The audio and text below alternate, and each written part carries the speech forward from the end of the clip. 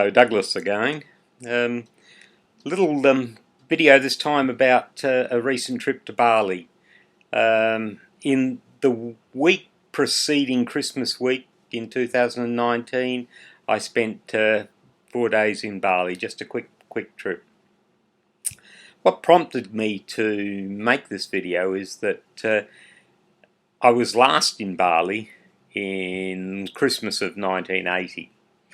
So, as you can expect, I noticed some difference. When I was there in 1980, Bali was basically Sanur and Kuta for tourists. Many other villages around the island tourists never visited. Kintamani was a popular bus trip to the north of the island. I hired a motorbike and two up on a 175 Yamaha. We rode from Sanur to Kintamani and back, enduring the midday downpour on the way and having a thoroughly good time. The first impression I got of Bali was the changed traffic conditions and the changed road networks. When I was there in 1980, the 3 days before we arrived, they'd installed the first set of traffic lights on the island of Bali. It was at an intersection, a rather large intersection between Denpasar Airport and Sanur, with a great big statue of a soldier. I hunted and hunted for that intersection this time and I just couldn't find it. But anyway, the lights were installed and the local Balinese, the lights were going through their green, amber, red cycles, and traffic didn't change. It just kept on flowing all the time, and there was no right or wrong side of the road. It was wherever your vehicle would fit. And so the first thing I noticed was when I got out of the airport and hopped in the taxi to my hotel that the traffic was quite civilised. Everyone was travelling on their own side of the road. They were using indicators to go around the corners. When the traffic lights went orange, they stopped, and there were traffic lights everywhere on the island, or at least the bits I was travelling in, and crosswalks. And as soon as a pedestrian stepped out on the crosswalk, they stopped.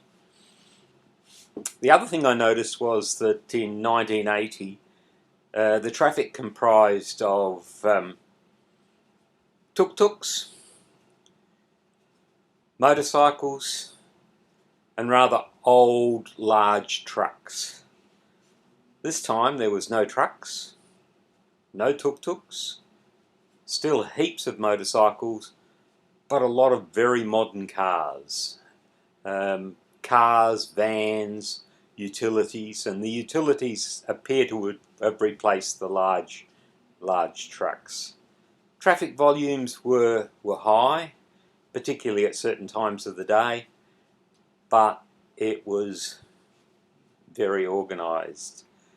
So let's have a look at a few of the snippets from my my Bali visit in December 2019.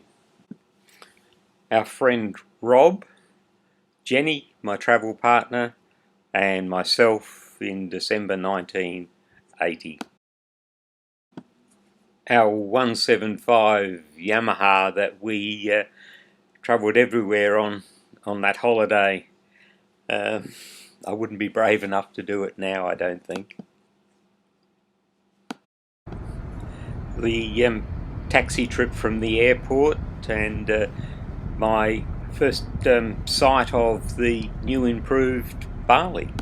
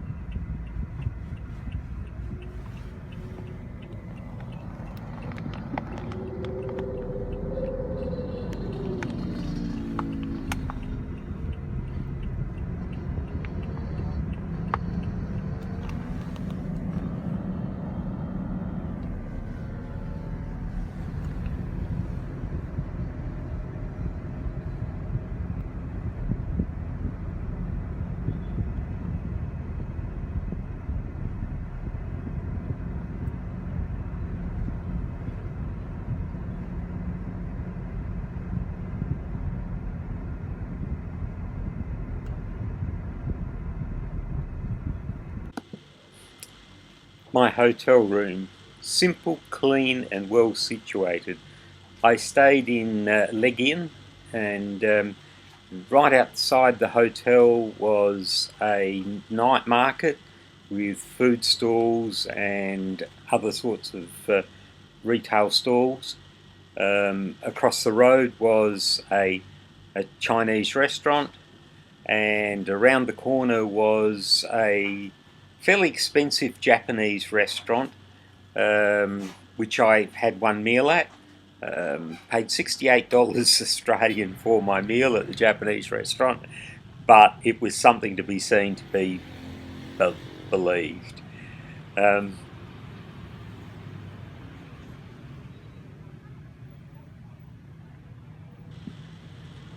evening traffic at the front of my hotel.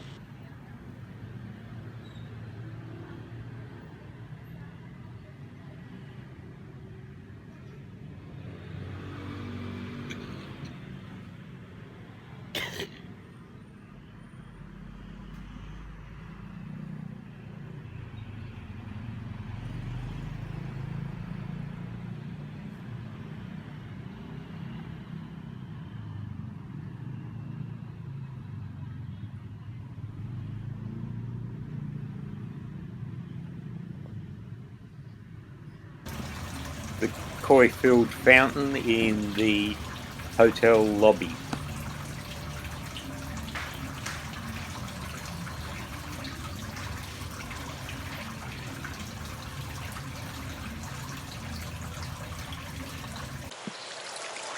Day two, I got up and caught a taxi down to Kuta, where friends Natasha, Bali and Elijah were staying, and we sat around the poolside for an hour or so, and then I went and did a little shopping expedition and a quick look around.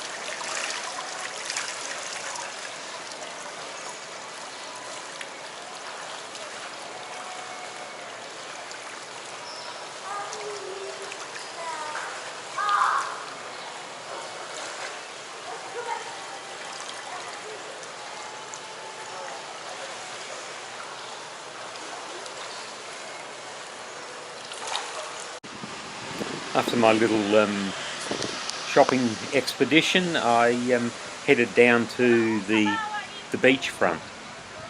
In 1980, the beachfront had just been sand, with the occasional market stall, which was a travelling market stall, someone pushing a cart along, selling their wares, or people running along the beach with their wares stacked on their arms, selling it to you. Today it's totally different. They're organised more permanent stalls on the beach, massage centres, and just a totally different Bali to what it was in 1980.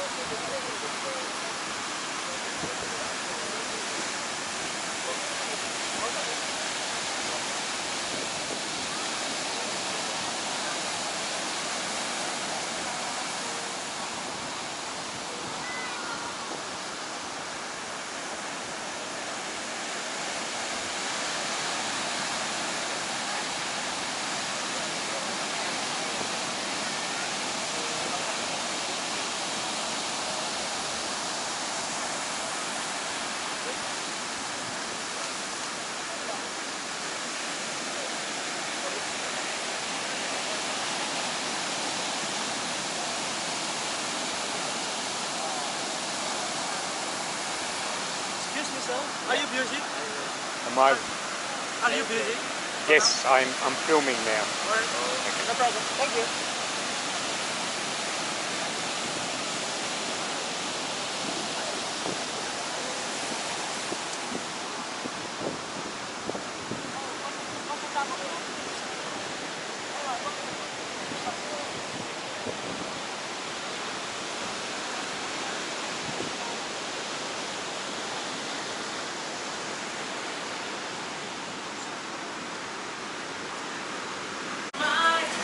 Well, hello. Day 2 in Bali. I've spent the morning with Natasha and the boys at poolside at their hotel. They've gone for a sleep now, and I'm chilling. I've walked down to Legian Beach, had a walk along the beach and had a look, and now I'm at Starlight Spa Cafe.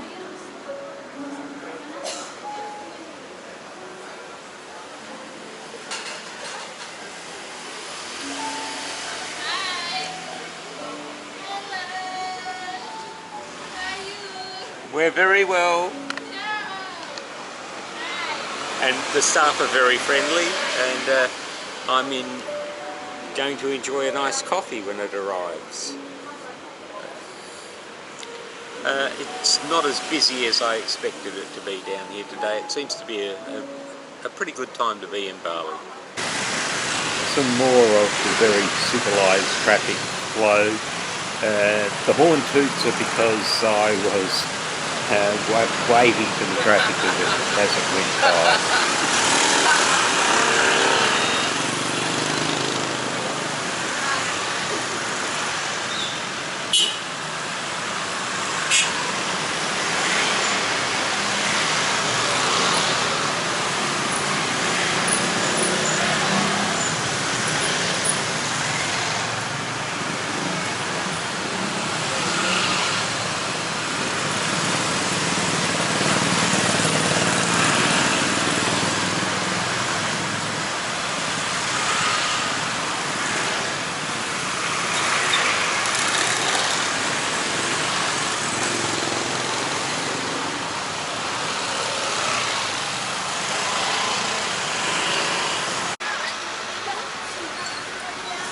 School's out for the day, and Mum and Dad's picking up the kids.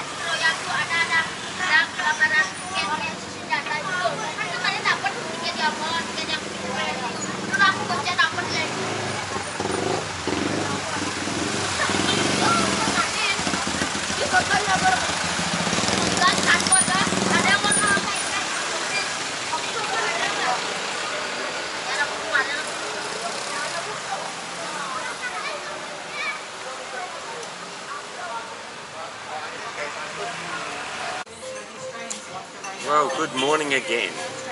I've been walking around, looking at shops for a while. Haven't spent a lot of money. I got a taxi to an area in Legian.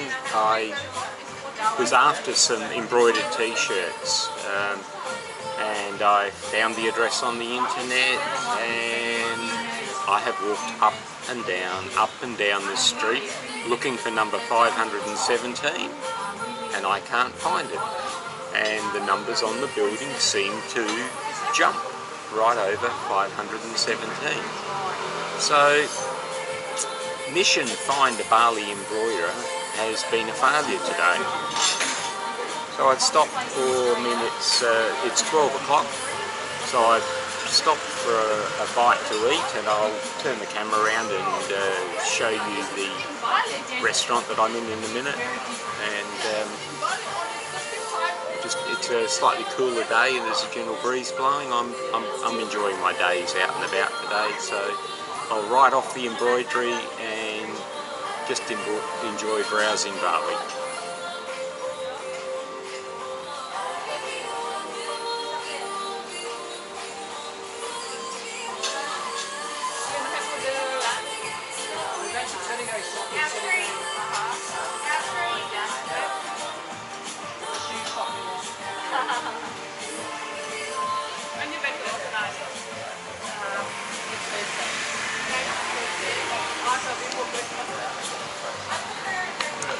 As you can see, this part of Legian has a lot less traffic than the main areas, so it's quite good not to be in the hustle bustle of traffic and people on the street. But wouldn't you know it, I sit down and at the table next to me there's some more Australians. You can't get away from us over here.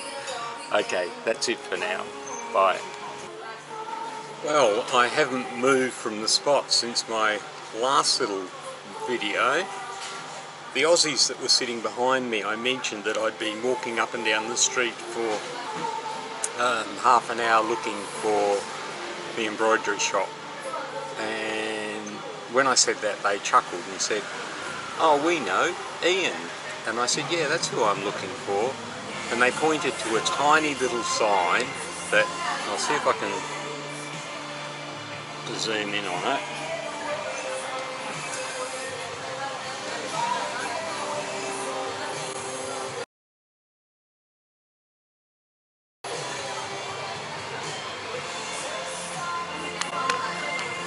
On the shop next door. So I was actually sitting having lunch in the right place. So I said, "Oh well, I'll catch up with Ian after lunch." And then on the next thing I know, this gentleman arrives at my table and sits down, and it's Ian.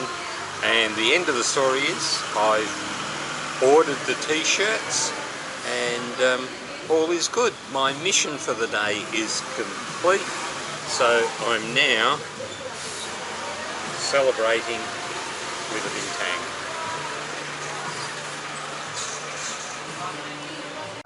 Looks like I just got back to the room in time.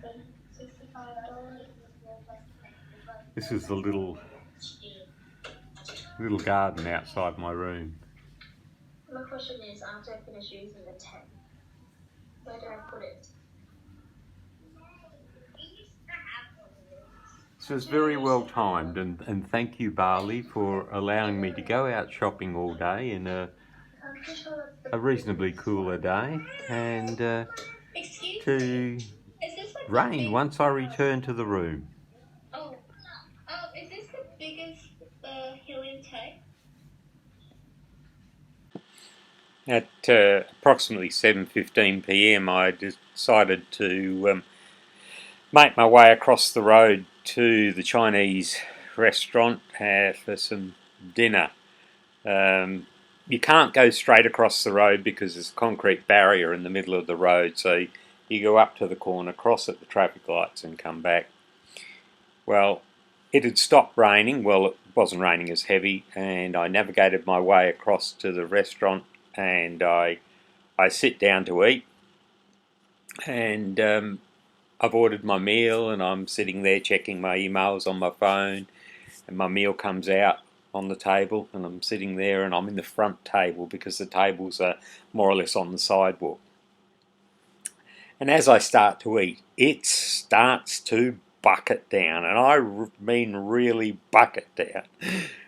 And 4 staff come from within the establishment behind me, pick my table up, one on each corner, and carry it away, and then usher me back inside. So I ended up sitting inside the under the cover and eating my lunch and eating my dinner and watching it absolutely pour down in front of me. It was quite a great setting to be, nice and cozy under cover, watching all of this rain fall from the sky.